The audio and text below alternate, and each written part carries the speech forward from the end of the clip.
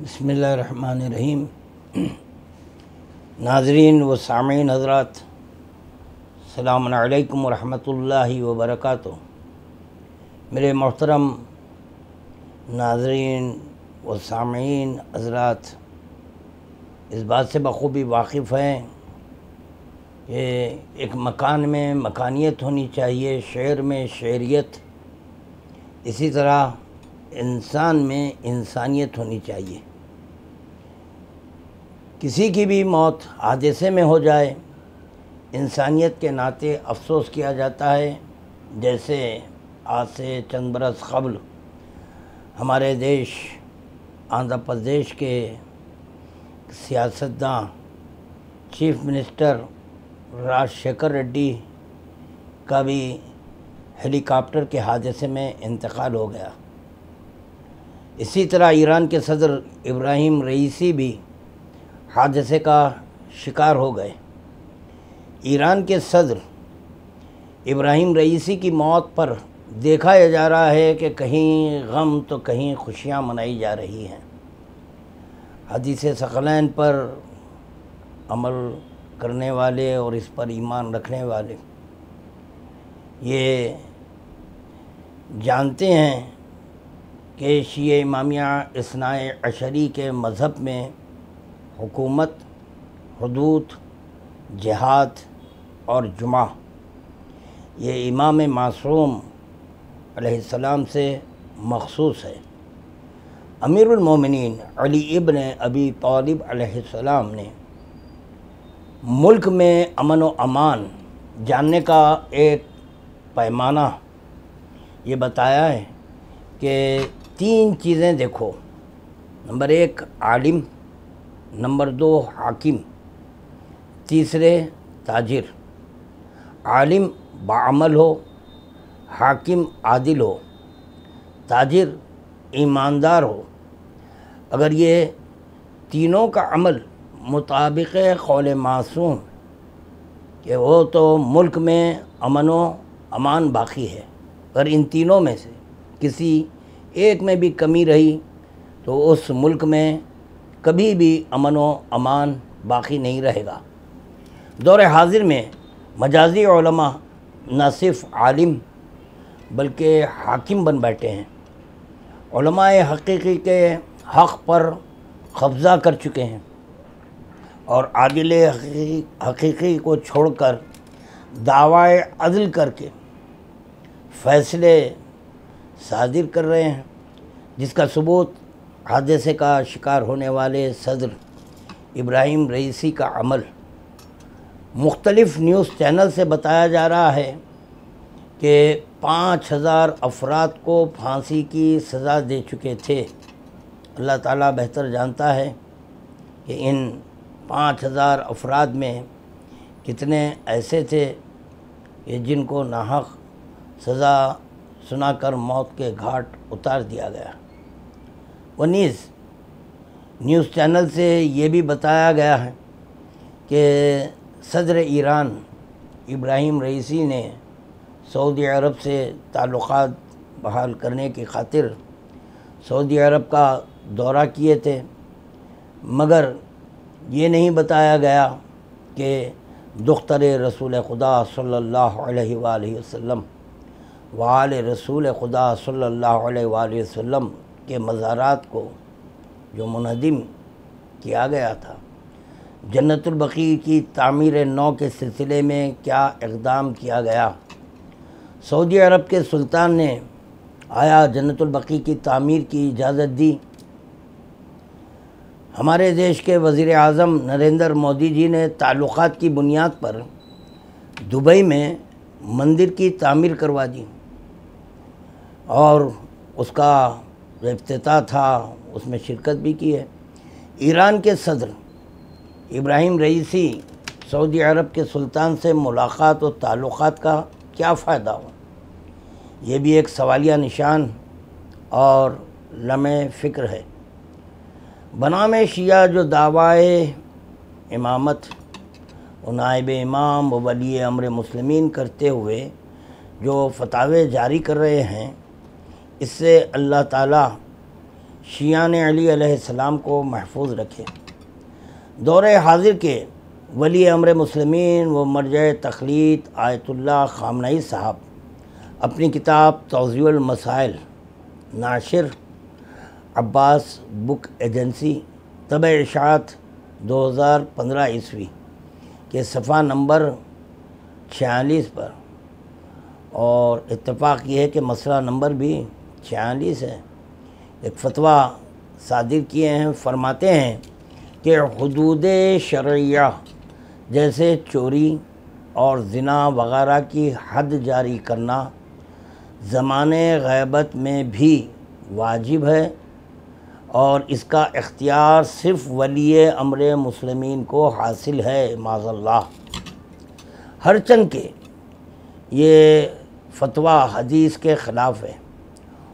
حدود کا جاری کرنا صرف اور صرف امام معصوم کے اختیارات میں ہے۔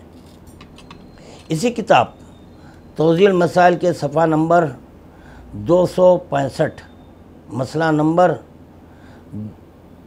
1254 میں فتویٰ دیتے ہوئے فرماتے ہیں کہ جہاد ابتدائی نبی اکرم صلی اللہ علیہ وآلہ وسلم یا امام معصوم کے زمانے سے مخصوص نہیں ہے، بلکہ ایسا فقیہ جو ولی امر مسلمین ہو اگر مصلحت کے تقاضوں کو محسوس کرے تو جہاد ابتدائی کا حکم دینا اس کے لیے جائز ہے، معاذ اللہ۔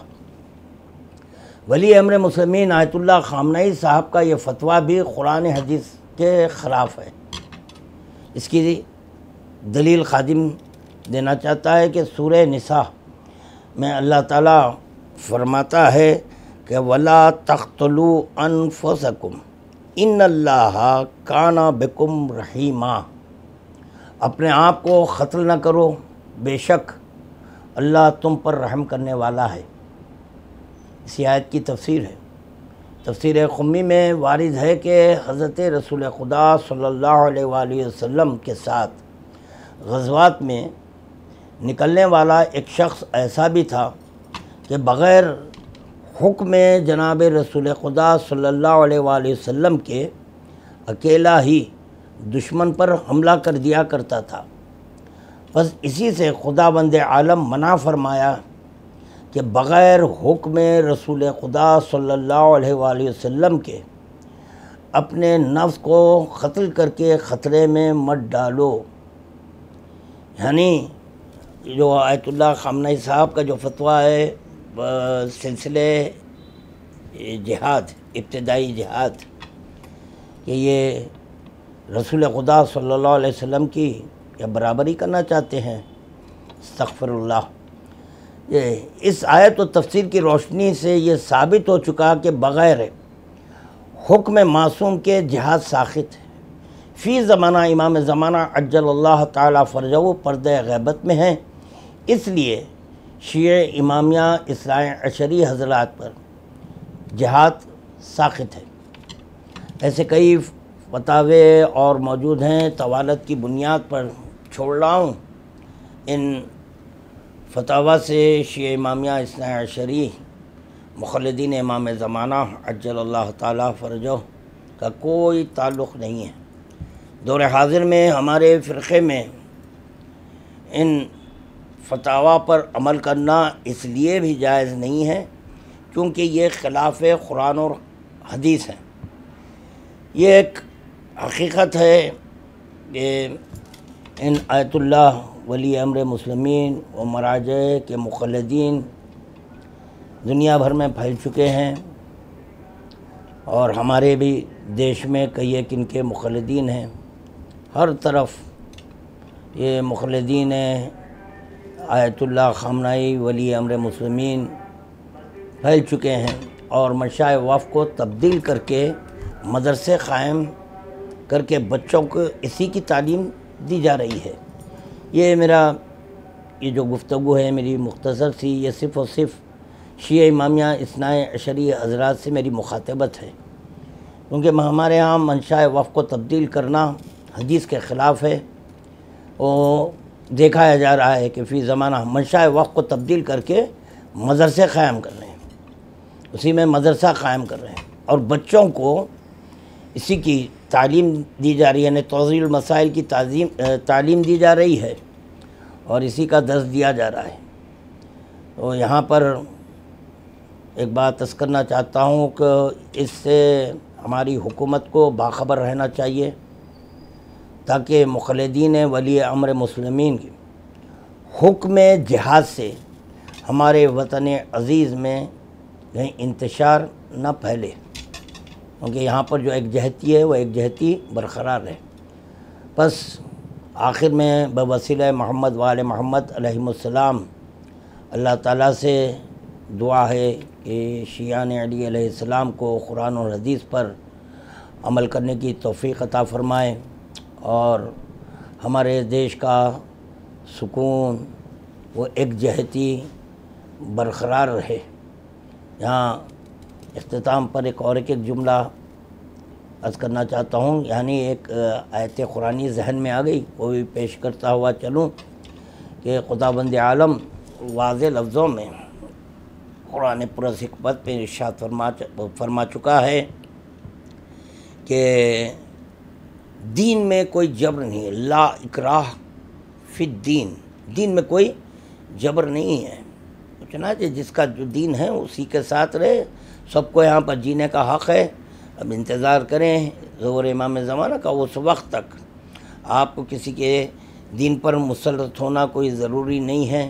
یہ ہمارے پاس جنگ اور یہ جدال وغیرہ فی زمانہ نہیں ہے، ساقط ہے، تو یہاں کی ایک جہتی کو برقرار رکھیں۔ اور بس یہ کہتے ہوئے رخصت ہوں، وَسَيَعْلَمُ الَّذِينَ ظَلَمُوا أَيَّ مُنقَلِبٍ يَنقَلِبُونَ اللهم صل علی محمد وآل محمد وعجل فرجهم۔